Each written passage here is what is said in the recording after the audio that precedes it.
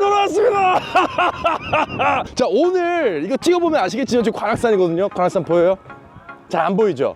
뿌옇죠? 오늘 미세먼지가 엄청납니다. 이럴 때일수록 우리가 화석연료에 대한 어떤 고민, 우리가 전기차에 대한 고민, 지구에 대한 안타까움 이런 게 들지 않습니까? 이럴 때일수록 우리가 연비가 좋은 차를 바라보게 되죠. 환경을 생각하는 차 가져왔습니다. 토요타의 프리우스.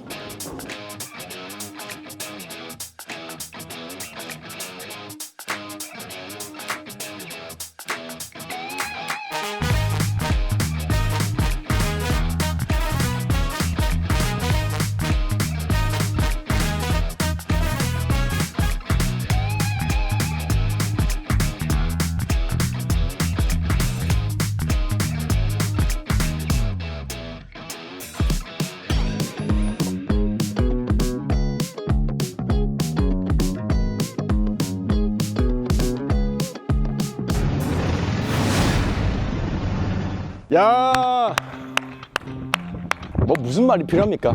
오늘 리뷰는 여기까지입니다. 다음 주에 다시 찾아올게요. 차 볼게요 라고 해도 이상하지 않을 정도로 프리우스는 뭐 연비의 상징 아니겠습니까? 하이브리드의 상징 토요타의 프리우스를 저희가 모셔왔습니다. 와, 이번에 나온 이 프리우스가 5세대인데 5세대는 이 직전의 4세대랑은 완전히 다른 차라고 보시면 되겠습니다. 얼마나 다른지 이 녀석을 소개해 주실 아주 특별한 분을 또 모셨습니다. 딜러님 나와주세요. 안녕하십니까.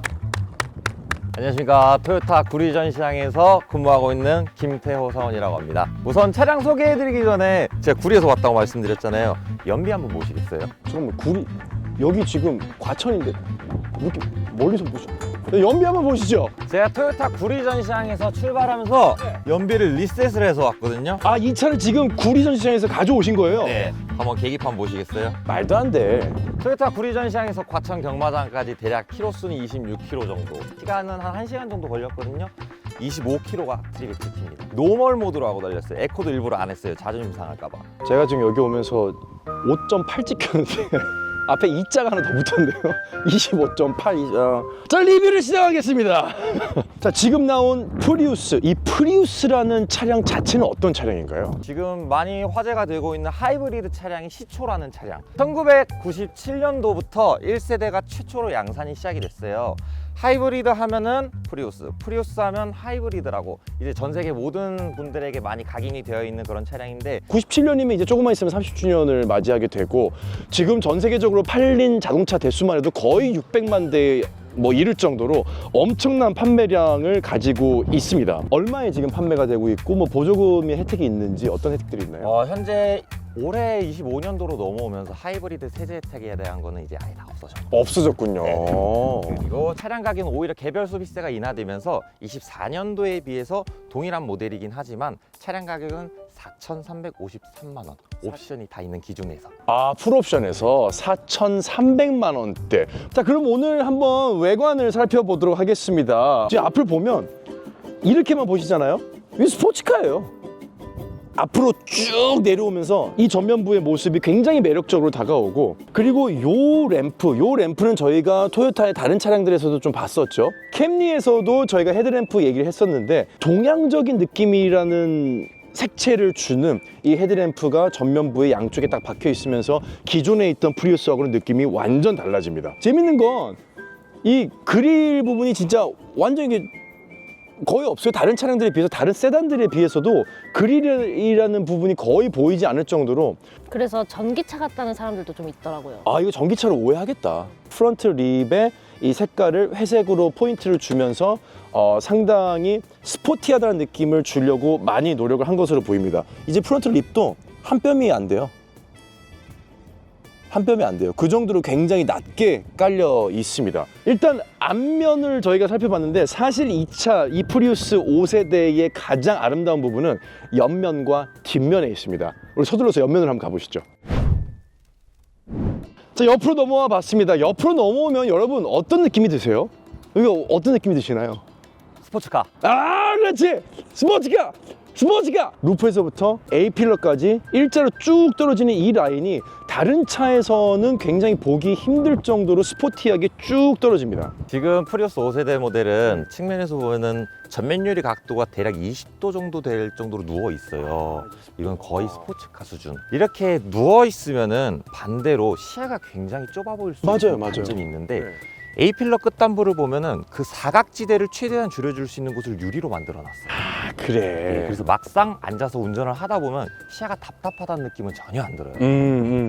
되게 재밌는 게 옆라인에 오잖아요. 그러면 차량의 제일 높은 부분, 보통 차량의 제일 높은 부분은 1열에서 시작이 돼서 2열로 가면서 꺾인단 말이야. 보통 그래. 근데 재밌는 건 차량의 제일 높은 꼭지점 부분이 2열에 있어요.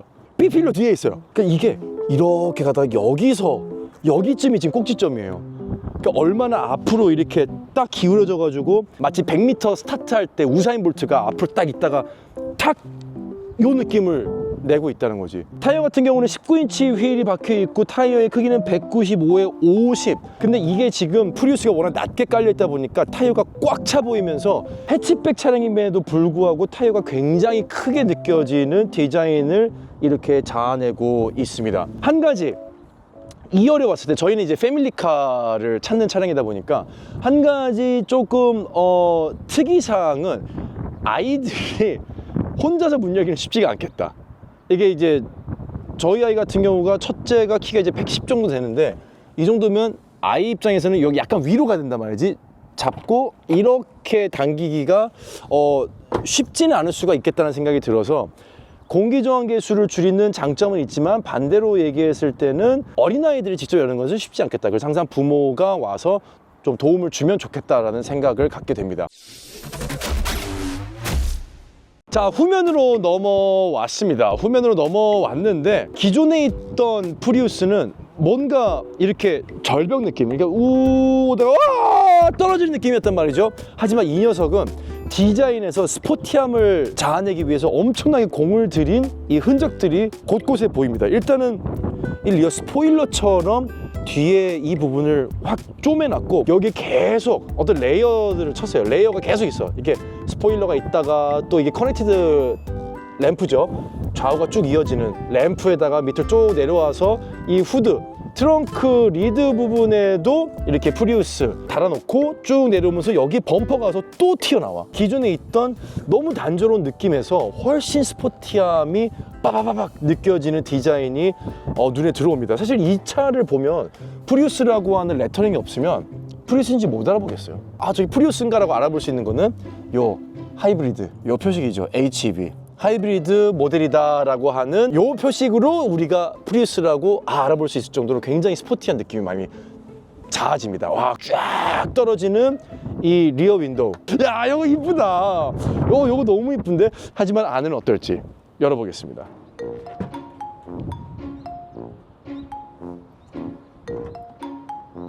수동이에요. 응? 수동이에요.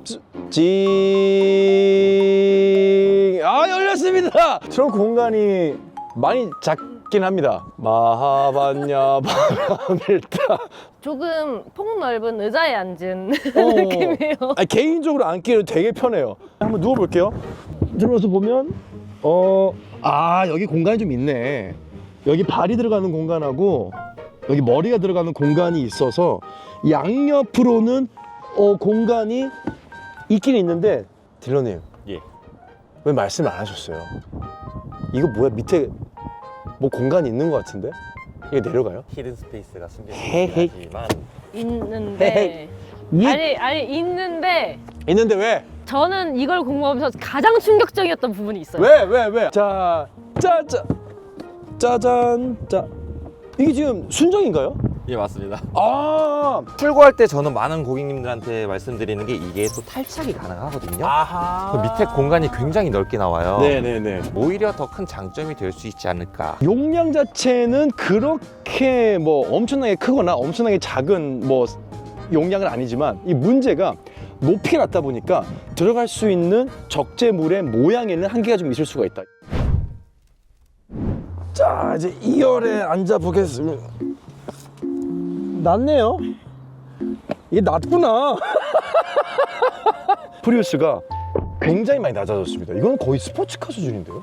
2열에 탔는데 안락합니다. 근데 1열 오늘 이렇게 힘들게 타신 거 치고는 헤드룸이 좀 남는 편이긴 하네요. 허리를 바짝 세워서 앉아 있을 수는 없어요. 지금 이제 보셨을 때 여러분들이 허리를 바짝 세우게 되면 아무래도 헤드룸이 많이 줄어들 수밖에 없고, 딜러님께서 키가 184cm. 84cm, 제가 이제 86 정도 되는데, 저희 둘이 그냥 성인 남성이 앉았을 때 그냥 요 정도? 이게 다 보이시죠? 저희 편합니다, 생각보다. 한번 좀 내려볼까요? 컵홀더도 위치해 있고, 암레스트도 높이가 균등하게 맞습니다. 높이도 균등하게 맞아서 팔꿈치를 대고 있으면 포지션 자체는 상당히 편안하게 나옵니다. 그리고 저는 또 마음에 드는 게, 위에 지금 썬루프가 2열까지 들어와 있어서 채광이 어쨌거나 이걸 닫았을 때는 굉장히 어두웠었거든요. 근데 채광이 잘 들어오고, 특징이 또 있어요. 여러분, 트렁크 리드 수동이었잖아요. 이것도 수동입니다. 제가 지금 보니까 연비를 위해서 이것저것 많이 덜어냈다라는 느낌을 강하게 받게 돼요. 사실 이것도 모터 들어가야 되거든. 옆에 가니쉬 부분이 좀 어떠세요? 보시기에? 그냥 평범합니다. 혹시 뭐 특징이 있나요? 옆면이 다 플라스틱이에요. 플라스틱. 근데 재밌는 게 하나가 있네. 풋룸이 없다. 발이 들어갈 수 있는 공간이 여기서 발이 아예 움직일 수 있는 공간이 사라질 정도로 1열의 시트가 굉장히 밀착이 되어 있습니다. 좌방은 길이는 괜찮은데? 좌방은 거의 밑에까지 오는데? 근데 좌방이 약간 좀 플랫해서 여기가 뜨긴 뜨는데, 근데 이 좌방 난 불편하지 않은 것 같아. 2열에서 뒤를 볼 일은 많이 없겠지만 네. 좀 2열 후반 시야 한번 보실래요? 뒤에 시야? 와, 멀다 되게. 이거 되게 매력있다. 이게 1열에서 보면 되게 좁다는 평이 많았어요. 근데 그러겠다. 지금 보니까 요 밑에 요 플라스틱 부분, 이 플라스틱의 프레임 부분이 저기까지가 유리창이 아니라, 여러분들 보셨을 때 이 정도 높이에서 절반 정도는 플라스틱, 절반 정도는 지금 이제 유리란 말이죠. 그러다 보니까 1열에서 좀 더 거리가 있는 부분에서 룸미러로 뒤를 바라봤을 때는 조금 시야가 좁다는 느낌을 받을 수가 있을 것 같네요. 진짜 좁긴 좁다. 자, 이제 카시트 한번 꼽아보시죠. 누나, 토돌 넥스트 저희 첫째 카시트를 꽂아보도록 하겠습니다. 자, 일단 아이소픽스를 보면 아이소픽스가 역시 커버형으로 되어 있습니다. 요즘은 커버형이 좀 많이 나오고 있죠. 플라스틱 강성은 좀 어때요? 저번에 우리 캠리 때랑 ES 때랑 완전 달랐잖아요, 강도가. 빼는 거 요거는 너무 편해. 한번 넣어보겠습니다. 쉬워 보이죠? 딱 봤을 때 한번 넣어볼게요. 들어갔네? 끝났네? 공간 괜찮은데? 일단은 공간이 괜찮다고 얘기하는 것 중에 하나는 뭐냐면, 좌방이 굉장히 길어요. 좌방이 길기 때문에 아이들 입장에서는 이게 굉장히 지지가 잘 되는 특징이 있을 수가 있고, 그렇다면 단점은 뭐냐? 1열이 올 때 공간이 좁아진다는 거지. 얼마나 좁아지는지 확인해 보겠습니다. 박지민이 1열로 간다! 지금 1열은 좀 어때요? 나 괜찮은데? 나 괜찮은데? 야, 1열 뭐야? 왜 이렇게 편해? 자, 일단 1열 오케이. 수동입니다. 여러분, 1열의 리클라이닝도 수동입니다. 편한데, 나는? 이게 지금 맨 뒤에요. 이게 지금 맨 뒤에까지 온 겁니다. 야, 이 정도면 좁지. 좁은데 1열을 저렇게까지 포지션할 경우가 제가 봤을 땐 거의 없고, 저렇게까지 왔는데 이 정도 공간이 있다는 것은 생각 외긴 해요. 2열 공간의 공간성은 충분히 확보가 되어 보입니다. 자, 이제 시승을 나가보도록 하겠습니다. 이 차의 가장 큰 셀링 포인트, 그러니까 직접 하시면서 이 부분을 고객분들이 가장 좋아하신다, 그런 부분들이 있나요?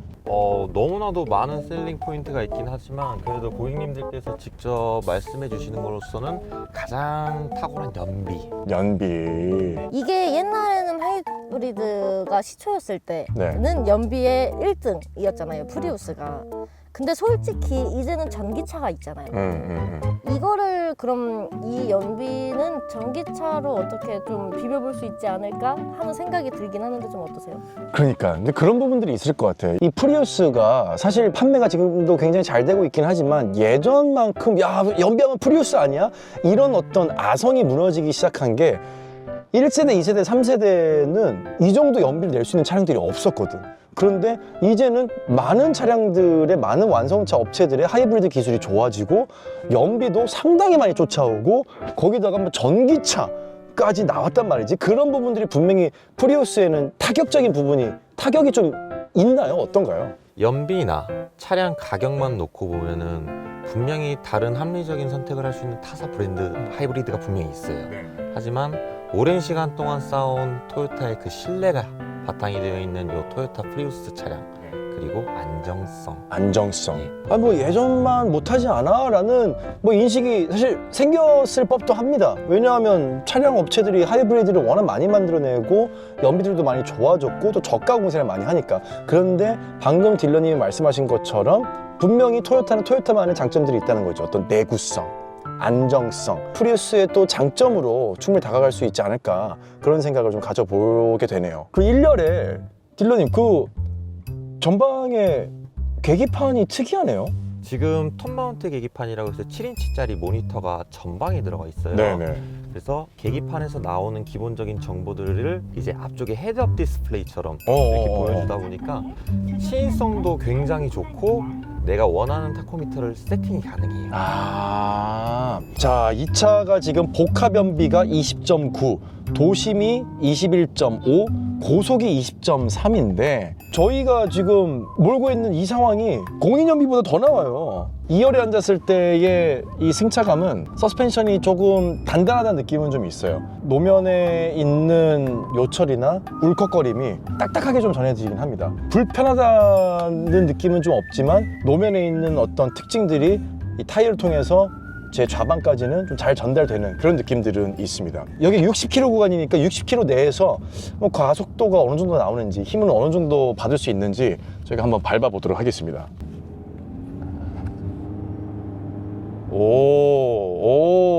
부족함은 없습니다. 물론 제가 딱 느끼기에 와, 이거 힘이 엄청 좋다, 사실 그 정도는 아니에요. 정말 양심껏 말씀드려서 힘이 엄청 좋다. 근데 사실 힘이 엄청 좋을 것 같으면 연비를 얘기할 수 있는 차량이 된다는 게 말이 안 돼. 근데 이 차가 스포츠 모드도 있대요. 스포츠 모드가 있어요? 스포츠 모드에서 한번 바꿔가지고 한번 가보겠습니다. 이건 느낌이 다르네. 여러분 정정하겠습니다. 힘이 부족하지 않은 게 아니고요, 힘이 넘칩니다.